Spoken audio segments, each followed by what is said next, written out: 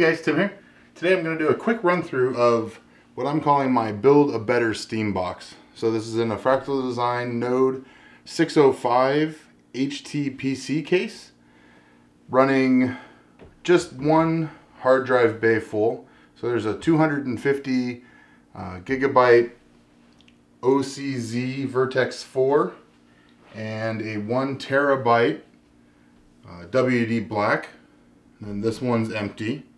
I just put it in there because I don't want to lose it. And the airflow there's a fan right here. The air will just go right through it, right to my blower. So we have a 500 watt 80 plus gold Seasonic G series power supply, an EVGA 760, and that's a blower style. So you really don't want air, moving around in this case. You really want to use a blower style if you can help it. In a case like this, it's just going to help get that hot air out of the case.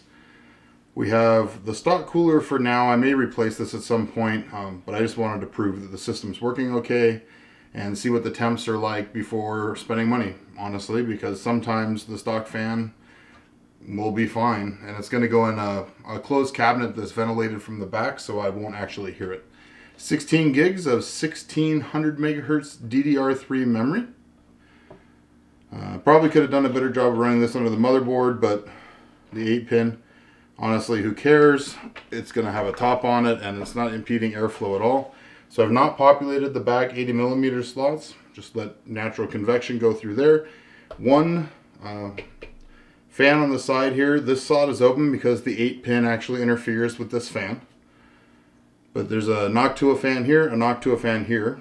And this case comes with two Fractal Design fans, but I had the Noctua fans and, what the hell. Put them in using the Fractal Design fans in a different case. So this is an 8-pin plus a 6-pin. Plenty of power.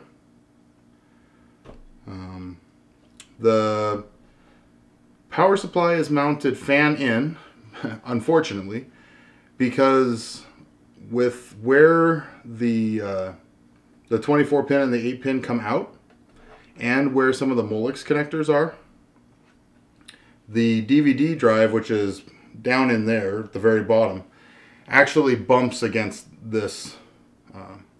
So you can't actually have the DVD drive in this system and have a power supply, that has cords coming right out what would be the bottom if I faced it the other direction. So this will exhaust air out of the case.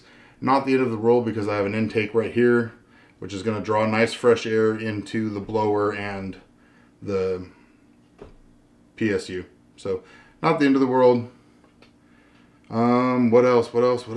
So the reason I'm doing this case is because there's a very nice looking, we have our slot loading DVD Blu-ray read-write memory cards, two USB 3.0 headphone, microphone, which I'll never use, and Firewire or 1394. You have your power LED right here and a nice little Fractal Design logo. So that's the reason I'm using this case, because it looks really slick. A lot of people are going to be building, quote-unquote Steam boxes. My goal with this system is to take a look, look at Windows 7, look at Windows 8, see which one may or may not have better compatibility in a dual boot situation with Ubuntu. If that doesn't work, then which one may have better support for running in a virtual session, although I really don't think I'm going to do that. I would probably go the route of just having this be a Linux machine if that were the case. But, I really want to try to dual boot. I've dual booted Red Hat and, Windows Vista before.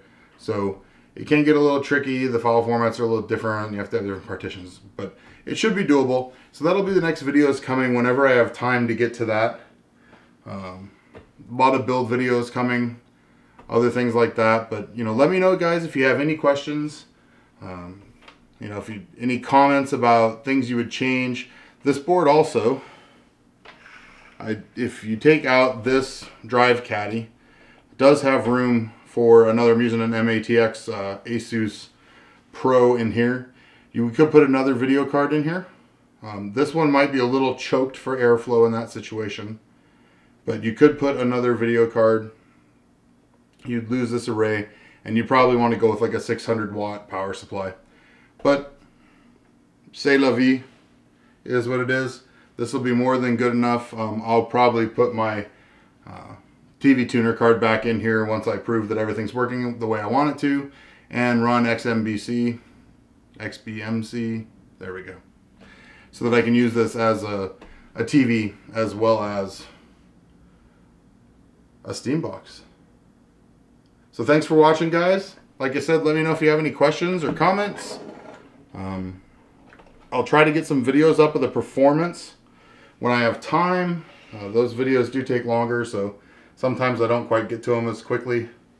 This is Tim for Timmy Tech TV. Thanks for watching, guys, and we'll see you next time.